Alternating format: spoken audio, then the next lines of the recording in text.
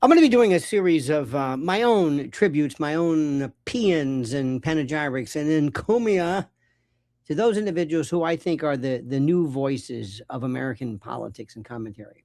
New, younger, different, alternative, and how refreshing it is, and how I have been viewed as some type of a heretical traitor to those that I came up with in the biz that I have now completely and totally rejected, because this sock puppet cable, this proxy propaganda units disguised as news, it's over with. I mean, it is so completely done. It's not even remotely funny. It's beyond over. It's terribly over, and they should know it. Everybody knows this. I've been doing this for a long time now, and there are people I'm going to be talking about. And today, I'm proud to discuss this fellow who I've been a huge fan of for so long, and that is, of course, the inimitable, the talented Mr. Joe Rogan, vis-a-vis the president. And what I want people to understand is he speaks in this dialogue with Cameron Haynes, who I believe is a bow hunter, of all people, in this set that's not the usual two guys sitting with a suit on, interrupted a million times. He actually has long form so you can discuss things, but he talks about issues which I think are so critical, and I want to go over them with you. And I find it to be something that is, I tell people, my own contemporaries, my own colleagues, those I've worked with, and they look at me like I'm out of my mind.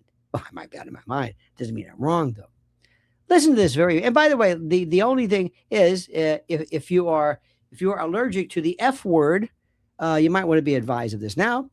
This is the way Joe speaks. This is the way a lot of people speak right now. And I think it comes across as authentic. You can only dwell on negativity so much. Most of your day is not negative, in fact. Yeah. There's things that you need to be aware of and you need to be prepare for them. And the problem is no, it's not, but our voices are oftentimes negative. Isn't it wonderful what we're doing is this interposition of philosophy? Isn't it something? Two guys wearing camo hats who normally are field dressing an elk, it doesn't matter, are speaking so profoundly about what a lot of people are feeling, and that is, how do I negotiate this lunatic world that I live in? So it's easy. If you get in that trap where you're listening to negative and you're thinking negative, it's a lot of negative, dude. Yeah. So it's like knowing that, I can go down a negative rabbit hole pretty easy. I try to avoid wading in that. Well, couple of things here. First of all, we're using the word rabbit hole too much. Not Joe and Mr. Haynes, but people are. It's lost its meaning from the whole Dorothy and the business, and it's, how do I say this? It's not even a rabbit hole. You have to look at news the way a physician, let's say an oncologist, looks at bad news, looks at X-rays, looks at cancer results. People get cancer. That's what you do. You save lives. You save lives by addressing one of the worst problems that human beings ever have happen to them. But it's not negative. It's the landscape. And these doctors don't have time to feel depressed or to feel sad. Once you accept it, and once you understand that once you get done with this particular version of negativity, you're going to have a new one replaced. This is the way it's always been. Sometimes it's like you just get fed up. You're like, where the fuck are these Epstein files? Now, this is great. How perfect. One of these days, people will recognize that the number one goal of people speaking is communication and persuasion and getting the thought across. Not in speaking eloquently or in a stentorian style or speaking in a verbally languid form. No. It's to explain, to provide the urgency, the essence, the gravamen of your point. And by virtue of what Joe just said, in that style, in that timbre, in that delivery, people know exactly the urgency and how serious he is. And many people feel exactly the same way. Yeah. Who the fuck is this? Why is this redacted? Yeah. Where is it? Who the fuck killed JFK? Right. Thank you. You're a man after my own heart. Thank you. This is where many of us took off. I was 5 years old. It's never left me. I'm not going to apologize. I'm not ever going to stop asking these questions. Thank you for this. Convey to people this curiosity.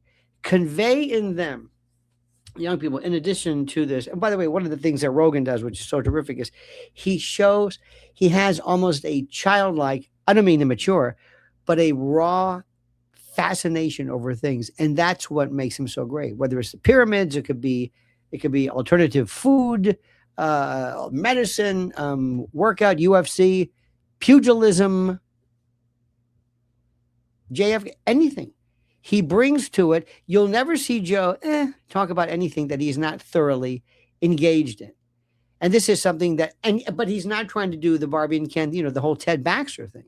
This is why he and others are so critical. And this is why mainstream sock puppet proxy media are going to lose, because they just don't get it. They're the TPUSA, another group that doesn't get it. But I digress. Like, come out with it. What the fuck? Who fucking killed Charlie Kirk for real? Joe, let me present this to you.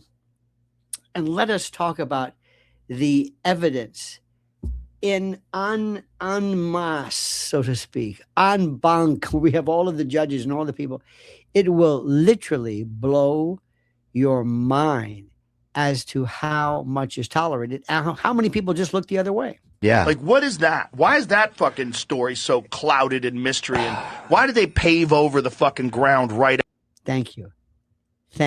Ask the most obvious question. Right now, people are saying, they did what? That's right. And then you have to also stop and go back and say, that's right.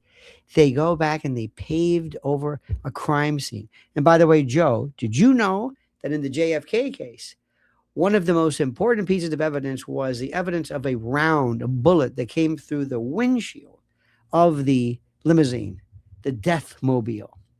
As it's moving forward, it gets a bullet this way. Lee Harvey Oswald's in the back. That is evidence. That is not only prima facie, that is ipso facto evidence of a conspiracy. Another round this way. A round, at least, from an area completely undetailed and unimagined and undescribed by those people providing the narrative. How come that's not known? How come, remember, during the time of the assassination in 1963, most of the men that you see in the crowd and the police, they were in World War II. Many of them are most proficient with weapons and the like. How come, Joe, when they found the Manica Carcano in the sniper's nest, as we say, or as they call it, how come it said in clear words, Mauser, which happens to be, by the way, the company of Tyler Robinson's 98, which he could have never fired with the safety. Anyway, but why? Why did they hold it up and say Mauser? They know exactly how to read rifles, the barrels. Again, one of the many, many little discrepancies that either nobody cares about or people were instructed to not focus on and illuminate and spotlight. After the shooting, what the fuck is going on there? See, now you're making me in a bad mood. It's easy to do. See, I love that. The trains, no. I'm the happiest. When people are aware of what's happening, when people are awakened, not woke, when the light goes on, I'm happy. Easy to do. It's easy to get locked up in there. Do you see my notes? Look at my two on the very top. What does it say? Stay positive, be nice, and what does that other one say? You have terrible handwriting. Be positive. Oh, be nice, be positive. I don't know what that means. Be nice, be cordial. Certainly cordiality is important. Be positive. Okay. I think it's important not to be pessimistic, but let's just focus on the evidence and worry less about how we are reacting to the evidence. Let the evidence detail our reaction versus the other way around. Well, your handwriting's terrible. It is. You should be a doctor. But no, I have to remind myself, like. By the way, that joke right now doesn't make any sense because doctors don't write anything anymore. Doctors don't have handwriting. It's all written down. It's all. See, that joke, like album and tin foil, it's aluminum foil and all. Though another joke that's anachronistic. Because if you start mentioning those things that you just did, it's hard, dude. I will fucking lose my shit. Yeah.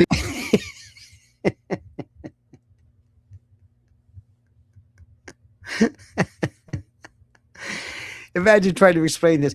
Yes, welcome to American colloquialisms. You see, to pack normally involves the notion of intercourse, intromission. But in this particular case, it means an emphasis. I'm fucking mad. I'm fucking here. I'm fucking losing my. It has something to do with sex, but it's this wonderful literary hamburger helper. It's interstitial. It's collagen. It's wonderful. And then to lose your shit, to become incontinent, to become Vesuvius-like diarrhea. You see, all of this. It's the marvelous glory, the beauty, the wonderful pastiche of lyricisms that one would say are indeed profane, but I say they're beautiful. They are just as valid. That is Shakespeare. There are people today who speak precisely like that. Nothing wrong with it. Nothing wrong with it. I would suggest it, when visiting grandma or on Sunday, homilies. But other than that, it's valid in conveying the idea. Because I'm so pissed. I know. He's pissed, fucking shit, pissed, fucking all this exit. Yes, in undonism. Yes, urolagnia. Yes, urination, micturition. A lot of bodily function themes here. And it should be. And also, we're all pissed. Well, we're all pissed. we versus drunk from the UK, and my Irish friends refer to people being pissed. But I digress. all thought that all that stuff was going to be released right after the election. We're gonna drain the swamp and find all the pedophiles and Drain the swamp, build a wall, lock her up. Well, the first term was more like that. That's what gave me hope for this term. Yes, absolutely. Nobody's abandoning Trump, but what the Republican Party should be listening to is precisely what these gentlemen are saying. First term, there was some draining the swamp going on, I felt. Yeah. Then we had the Biden disaster, and now the second term has been, I don't even know what this is.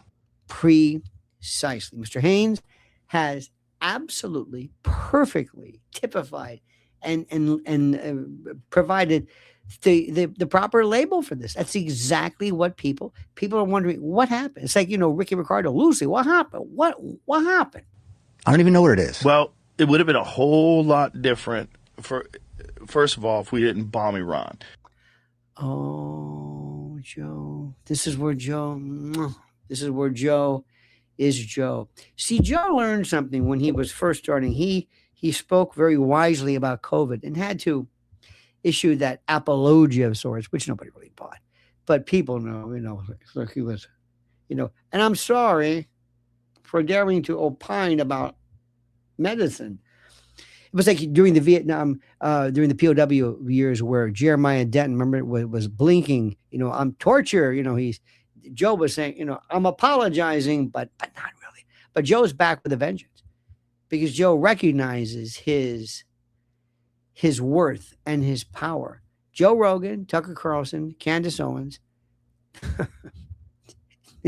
You could take all of the sock puppet media from everything from shortwave to baby monitors to AM FM to talk to regular cable and just add all of them up. And in one day, they have more viewers than that entire stratum combined. I feel like we bombed them the first time. We were good.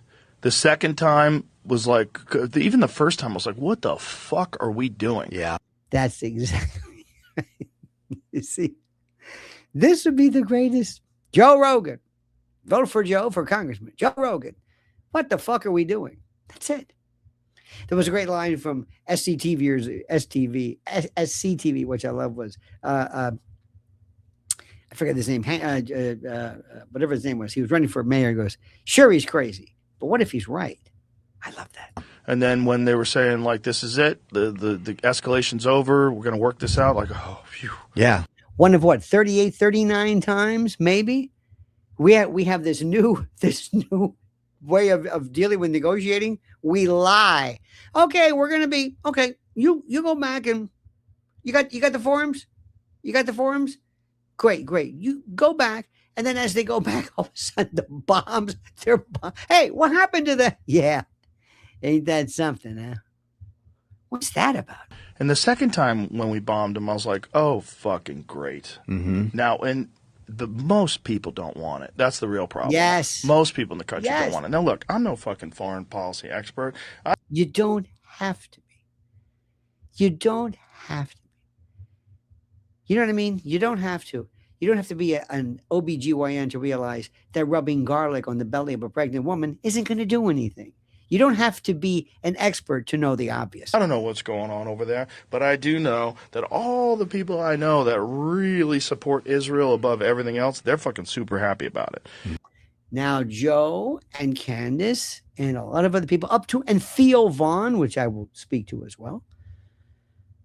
And the usual, oh my God, Mearsheimer and McGregor and Judge Napolitano, and go down the list, and Max Blumenthal. I mean, there is a cadre. There is the 27 Yankees, the murderer's row of commentary that represents an enormous swath. And by the way, people who don't necessarily agree with each other 90% of the time regarding other matters are absolutely positively in accordance and in agreement with people when it comes to this.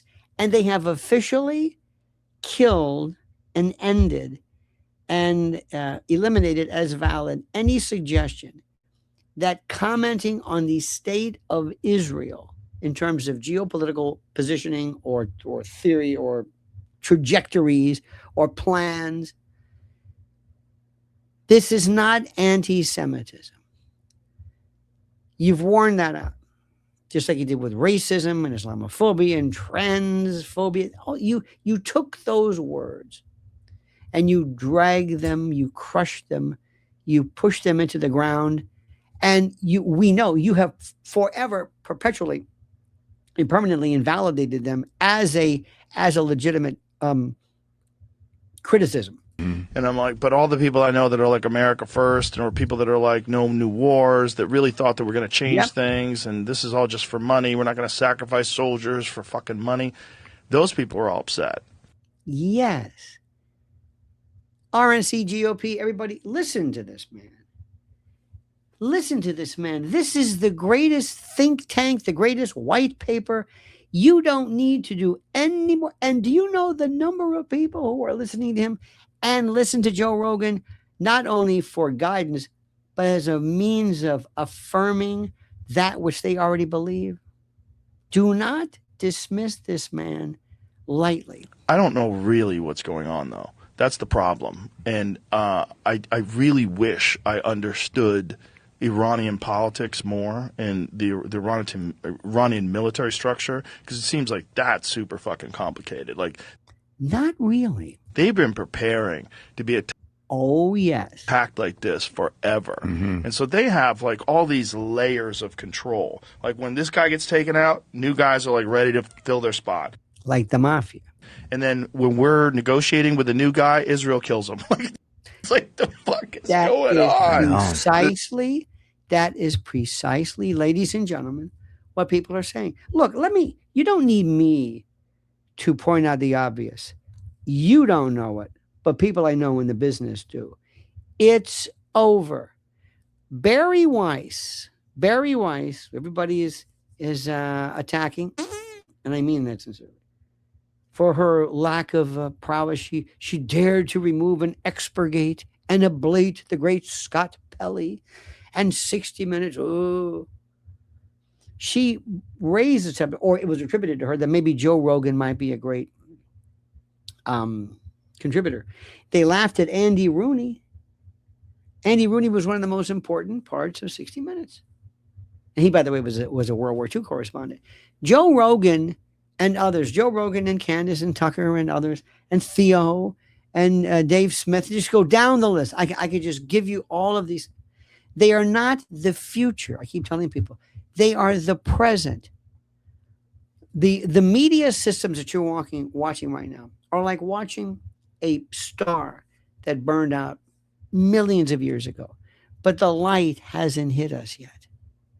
The light hasn't hit us.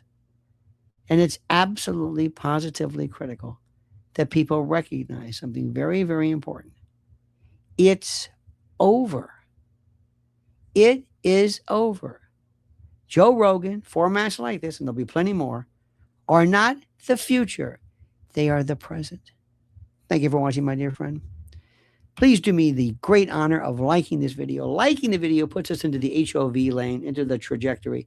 Please hit that little bell so you're notified of live streams and new videos. Or whatever you do, I beg, beseech, importune, and entreat you always to, of course, subscribe, but comment as you see fit.